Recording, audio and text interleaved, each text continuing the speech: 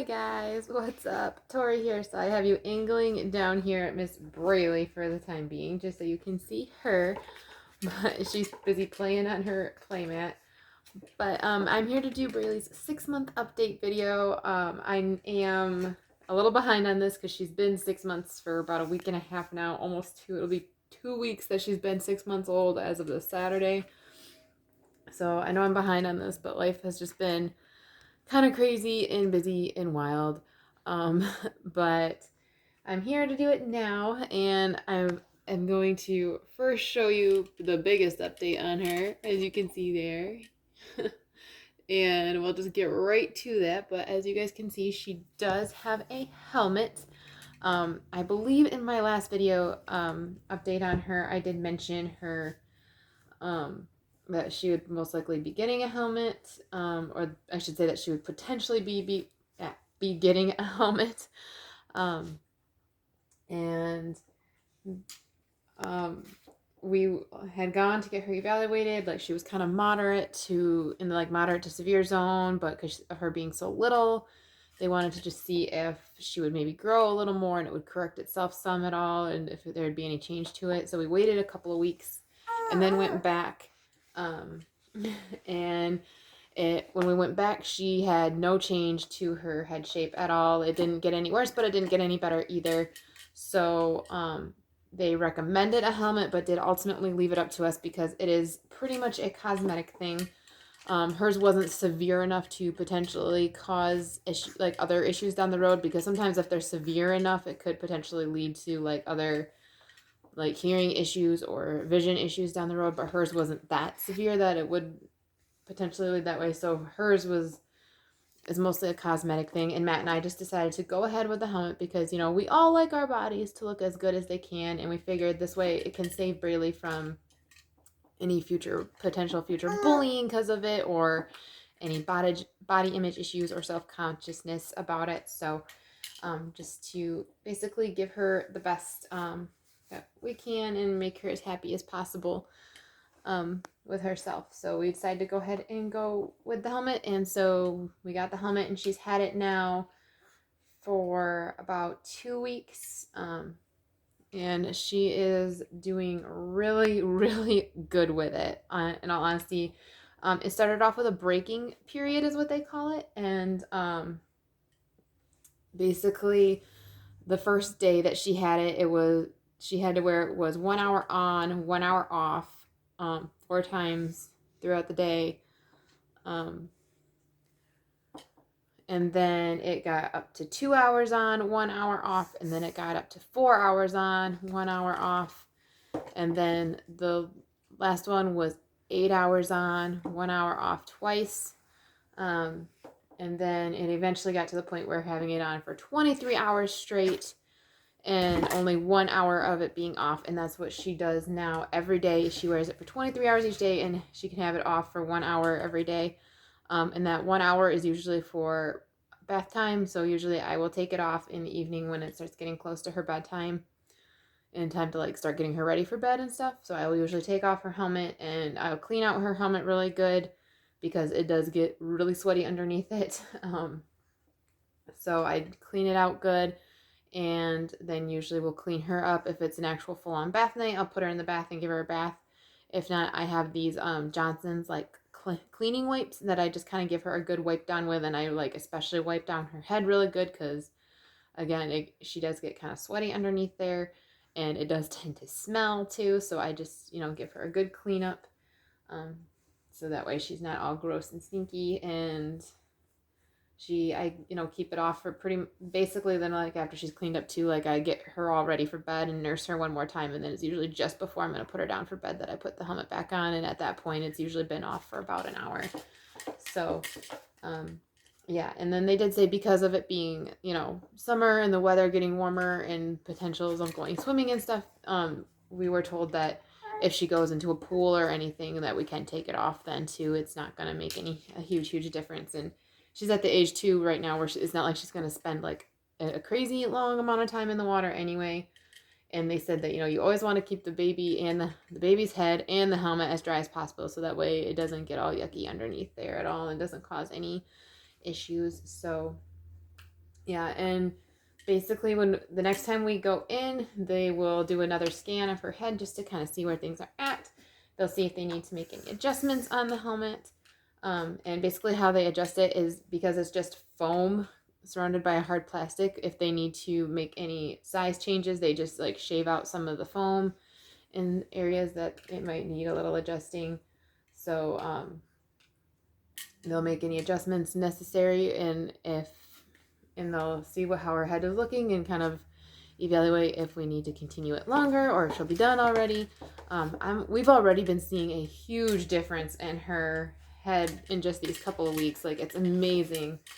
Like, there's still a little bit of flatness that you can pretty clearly see, but it's definitely much, much more round already. Like, it's already making a huge difference. So I'm really hopeful that she probably won't have to have it for too long. Um, so we will just see, but she's doing great with it. She's been sleeping just fine, no issues. I mean, she doesn't even act like she has anything on. Like, honestly, I probably have a harder time with it just because I can't like kiss her little head as easy, and like snuggling with her can be a little bit harder too with the helmet.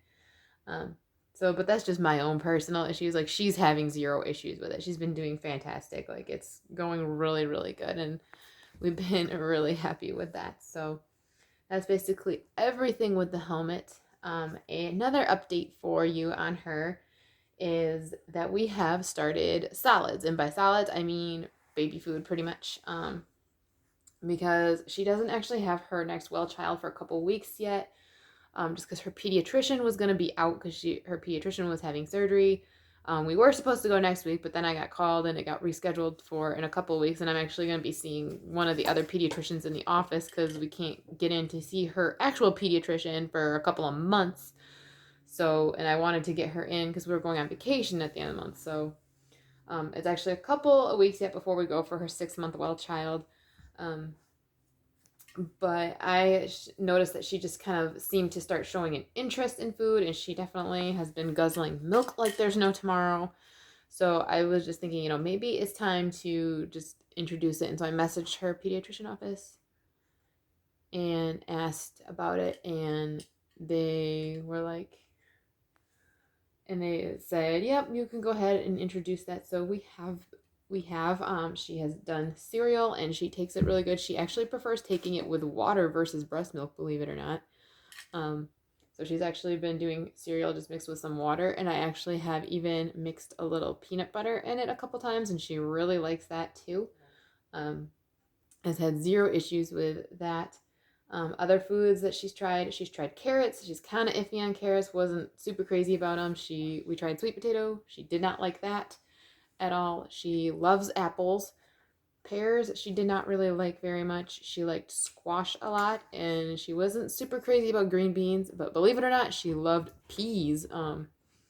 So those are the things that we've tried with her so far. I do have a couple more things to try, and we'll obviously just keep trying. I have given her like little tastes of like people food, like really mushed up too, and like so far she's been liking stuff like that too. Um, and she's been going to town on a lot of like she eats really good, and usually she has cereal in the morning, and then usually in the evening when we're eating dinners when I'll give her a different kind of baby food and not just cereal. And she's been loving it and doing really great with it. We're still giving her some apple juice every day too to keep her pooping good. Especially now that we're starting solids, like I don't want her getting super constipated, and like obviously with starting solids, the poop becomes more solid and less, mushy because she's not having just breast milk anymore. She obviously still is mostly on just breast milk, but we've introduced that other stuff. So, but she is loving that so far and has been doing great with that. And it's been kind of fun to start introducing some of that stuff. As far as other milestones, she's not doing it at the moment, but she can roll from tummy to back and back to tummy really good. She rolls around really quite well. She does not like getting on her tummy though. So like a lot of the times when she gets herself on her tummy, she gets really mad and will either just like sit there and be mad, or she'll roll herself right back onto her back because she cannot stand being on her tummy, and tummy time really doesn't happen much because she just can't stand it. If I put her on her tummy, most about 99% of the time, she'll just roll herself right over onto her back. Um, and then like the other 1% of the time is a mix of just sitting there and screaming and maybe doing it for a few minutes before getting mad, or rolling over. So like I obviously still try to do tummy time with her sometimes, but it really doesn't happen much. She is starting to sit up a little bit if I like sit her up and like have her in between my legs. Like she can sit by herself for like a few seconds at a time, like for really short periods at a time, but she's not like sitting completely by herself yet at all. But she is starting to, so I mean, having a start is something. So that is pretty cool. When I a lot of times when I play on the floor with her, I either will have her like this on the floor and do stuff with her, or I've been quite doing a lot more of just having her sitting up and working on her muscles and being able to sit up better. Um, I have not been using the Bumbo quite as much with her anymore. My sister still uses it a lot when she's by my sister's house, just because it's something easy for my sister to sit her in when she needs to like set her down or whatever.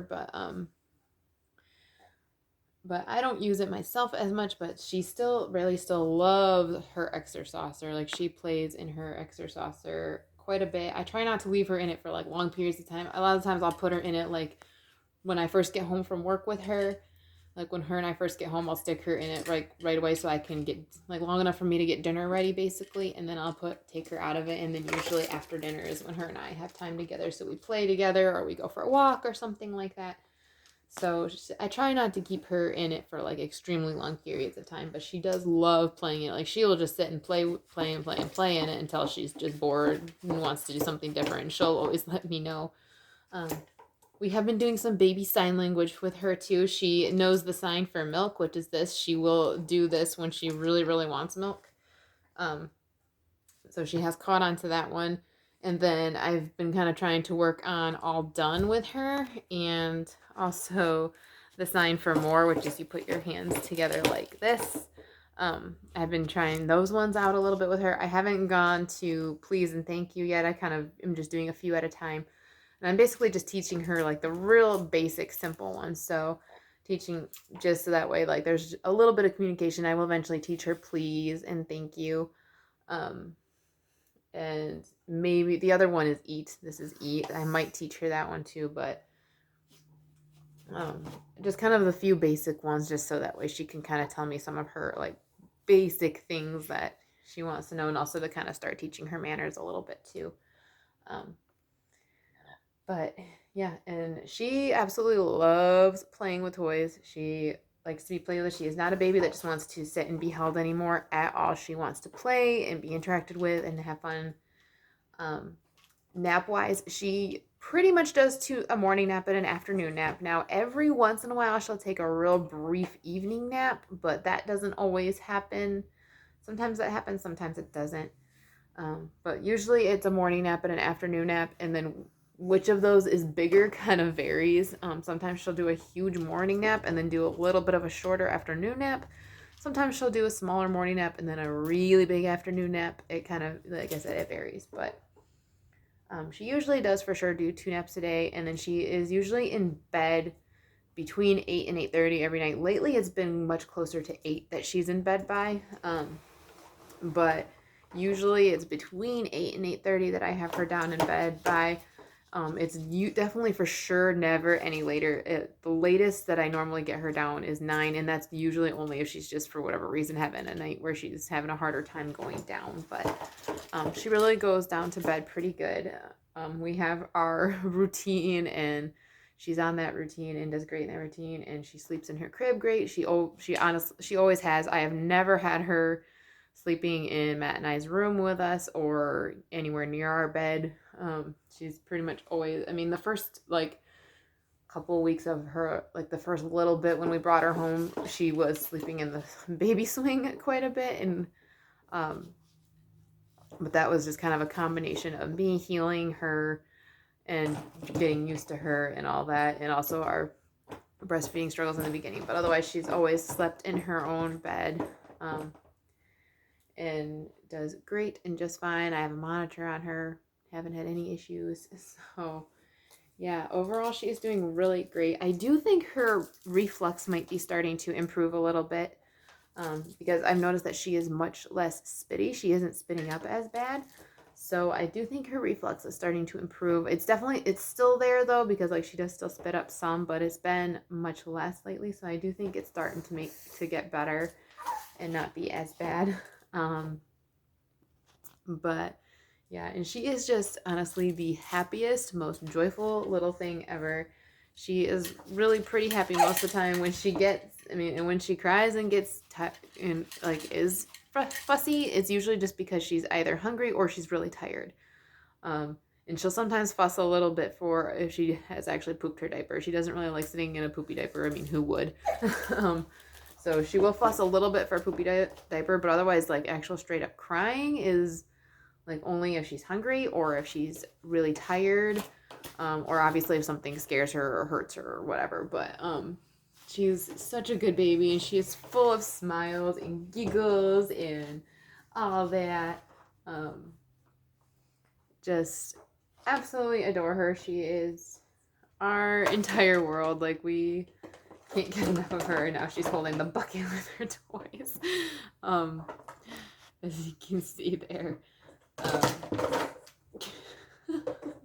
So she is honestly great, and it's fun watching her grow. It's so hard to believe that a half a year with her has gone by already. As far as me, 6 months postpartum, I finally have lost a couple more pounds on my baby weight. I was stuck at 174 for the longest time. I am now at 172, thank goodness. So, yeah, I am now at 172, so I technically have now 7 more pounds of my baby weight to lose. So, which obviously still isn't bad, but let me tell you, losing weight postpartum is so hard. Like, I didn't realize how hard that would be. Like, I just, I just told myself, like, I worked so hard and, like, lost all this weight. Like,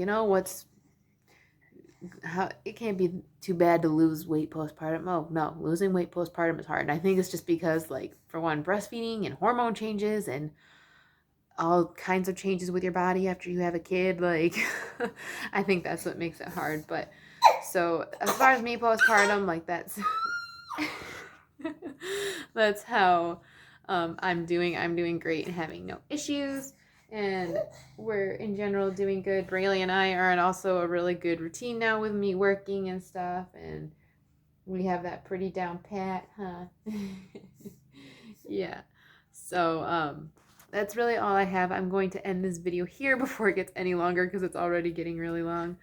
But thank you guys so much for watching, and I love you guys so much, and we will see you in the next one with our next update.